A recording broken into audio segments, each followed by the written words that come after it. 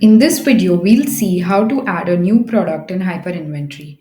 One method is that we can search it from the global repository and clone it. In case the product is not available on Hyperinventory, then there are two methods to do it. One is you can add a single product from here, or you can go to the import center and upload the products in bulk. You can click on bulk import and new products, and then you can download the sample file and import the products. Today we'll see on how to add a single product. Adding a single product is generally used when you are already onboarded on Hyperinventory and you are adding a new product or you are exploring. If you are being onboarded for the first time, then the preferable method is importing the products in bulk. We'll explain the bulk method in another video. First, let's see what kind of information a product needs so that you can prepare that information and be aware about it. This is the product's primary information, which includes the display name and other names, etc. Next is the product category. This will be displayed on the website. If you are running a website through Hyperinventory and a customer clicks on this, then all the products under the category would be visible. The purchase information shows the seller from whom you are purchasing and the cost price. If you are not assigning a cost price, then this is the cost price that we generally use. The sales information basically includes the MRP and how much you are going to sell the product at, which is the selling price, the GST, and the HSN code.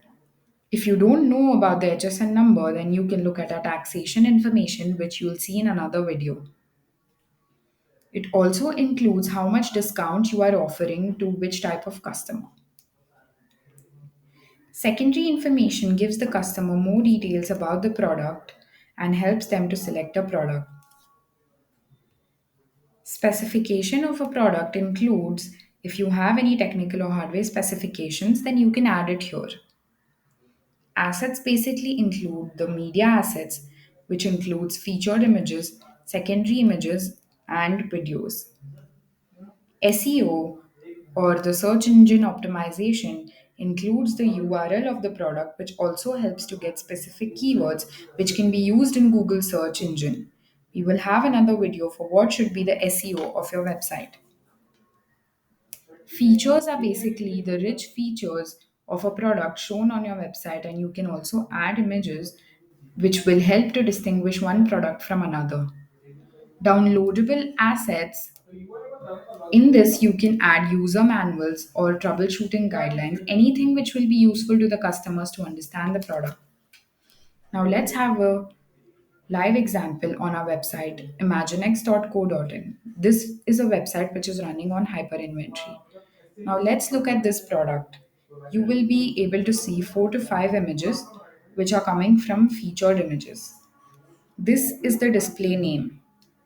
You can have multiple names for your product. So you can have a name which you want to call it internally, or you can have a display name which is visible to the customer and a tally product name which will be synced with the products with tally for product information, inventory, and purchase. Now, in this product, this is the brand, the SKU number, this is the MRP, the selling price, and this is the discounted price. Now, the highlights play the secondary information. Now, let's see on how to add a product. You need to click on add a product, and then you can add the name of the product which you want to call it internally. For example, let's call it test 15. By default, when you add a name, all three are written as the same, but if you want, you can keep it different. Categories are how you want to organize your product and how you want to show it to your customers. If you haven't added a category, then you can add a new category. And how the category works, we will have another video for that, which you can refer to. This is the brand if you are already selling. But if you have not added a brand, then you can add it from here and add a brand logo and name.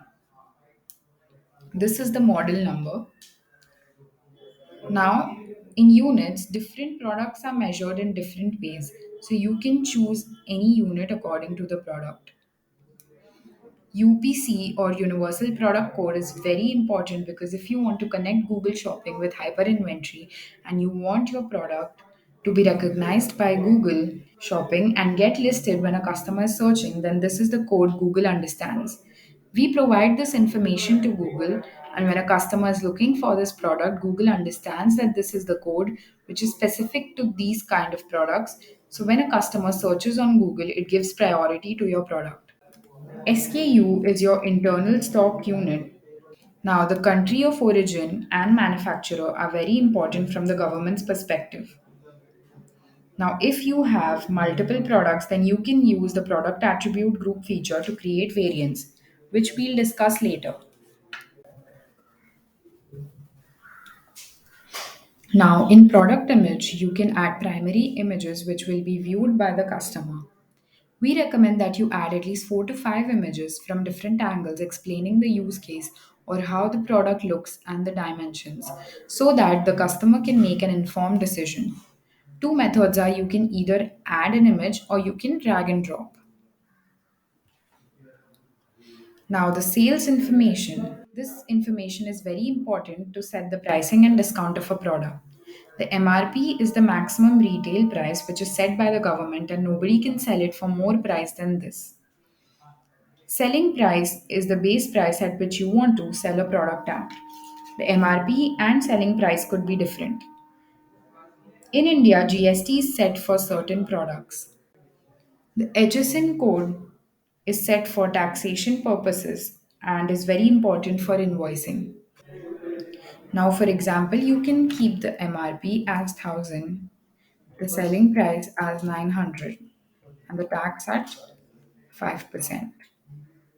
You can also select a buyer from the list of different buyer groups if you want to offer additional discounts.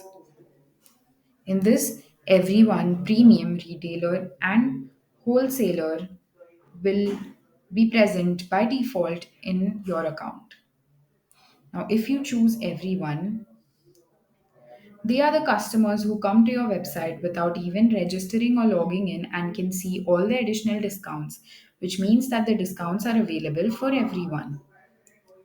Here you can put an additional discount of 10% for those customers. Maximum quantity is if you want to limit that in one order a customer can only purchase specific number of products, but if you don't want to restrict it then you can put it as 0. Maximum bid will be explained in another video. You can also assign another buyer group.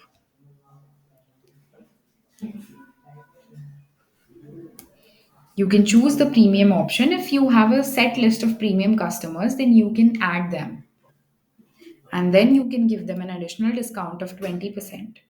Now, on imaginex.co.in, you can see that these discounts are visible to all the customers. So, this has been set for everyone. Now, the interesting thing is that if a buyer is present in all groups, then he will receive the maximum discount which is available to them. This is how our discount works. In purchase information, you can assign a seller. If you haven't created one, then you can go and create the seller and assign a cost price. This is very important to check profitability. But if you don't want this information, then you can delete it and press continue. In inventory for products, for a product, system should know how much inventory to hold so it can restrict the number of orders so that you don't take orders if you can't fulfill them.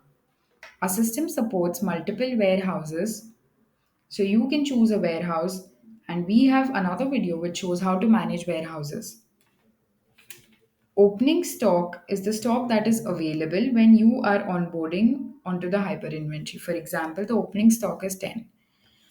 Opening rate is if you have 10 items, then each item is for 1000 rupees. Reorder point is if the stock goes below a certain point, then you will receive a notification in order to restock the products immediately. So, for example, if the reorder point is 5, then if the product stock goes till 5 products, then you will immediately receive a notification. Stock not for sale is if you have some stock which needs to be set aside, which is not for sale for any reason, such as a purchase order will be received later in the month by a customer, or you want to keep the products for service purpose, then you can set them aside as not for sale. For example, if the stock is 2, then the system won't allow anyone to purchase these products. Similarly, you can also assign another warehouse and then you can click on submit. So the product inventory has been added successfully. And in case you missed any information, then you can add it from here. And the inventory is also displayed here. So this was the guide on how to add a new product. Thank you.